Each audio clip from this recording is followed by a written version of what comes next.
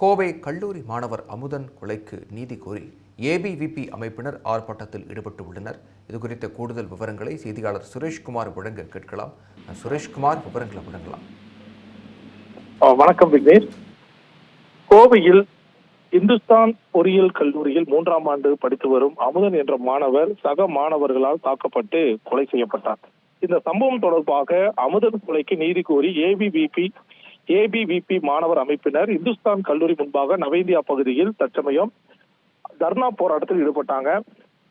பொறியியல் கல்லூரியில் 3ஆம் ஆண்டு படித்து வந்த மாணவர் அமுதன் சக மாணவர் தாக்கப்பட்டு உயிரிழந்த சம்பவத்தை கண்டித்து அகில பாரதிய வித்யார்த்தி பரிஷத் சார்பில் கல்லூரி முன்பு ஆர்ப்பாட்டம் நடைபெற்ற நிலையில் கல்லூரியில் போதைப் பொருள் தொடர்பான நடவடிக்கைகள் குறித்து தகவல் அளித்த மாணவர்களை நிர்வாகம் வலியுறுத்தியதாகவும் அதன் காரணமாக தகவல் அளித்த அமுதன் சக மாணவர்களால் தாக்கப்பட்டு கொலை செய்யப்பட்டதாகவும் ஏபிவிபி நிர்வாகிகள் குற்றம் சாட்டியிருக்காங்க. அமுதன் உயிரிழந்த சம்பவம் தொடர்பாக உரிய விசாரணை நடத்த வேண்டும், கல்லூரி நிர்வாகம் மற்றும் சம்பந்தப்பட்ட துறை தலைவர் டீன் மீது சட்ட நடவடிக்கை எடுக்க வேண்டும் உள்ளிட்ட கோரிக்கைகளை வலியுறுத்தி போராட்டம் நடைபெற்றது. மேலும் கல்லூரி வளாகம் மற்றும் சுற்றுவட்டாரங்களில் போதைப் பொருள் பயன்பாடு மற்றும் விற்பனை தொடர்பான நடவடிக்கைகள் அதிகரித்துள்ளதாக கூறி கண்டன கோஷங்களை அவங்க எழுப்பினாங்க. போலீசார் தடையை மீறி நடத்தப்பட்ட இந்த போராட்டம் காரணமாக ஏபிவிபி மாணவர்களை குண்டுகட்டாக காவல்துறையினர் தூக்கி கைது செஞ்சாங்க.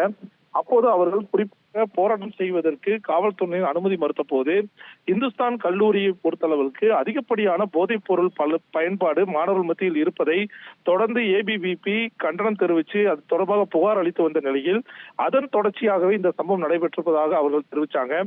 எனவே கல்லூரி நிர்வாகத்தினர் மீது உரிய நடவடிக்கை எடுக்க வேண்டும் என்பதை மையப்படுத்தி ஏபிவிபி மாணவர் அமைப்பினர் போராட்டத்தில் ஈடுபட்ட நிலையில் அவர்களை குண்டுகட்டாக காவல்துறையினர் கைது செஞ்சாங்க.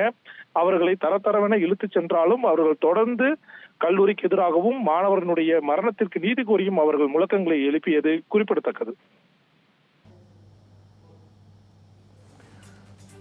விவரங்களுக்கு நன்றி சுரேஷ்குமார்.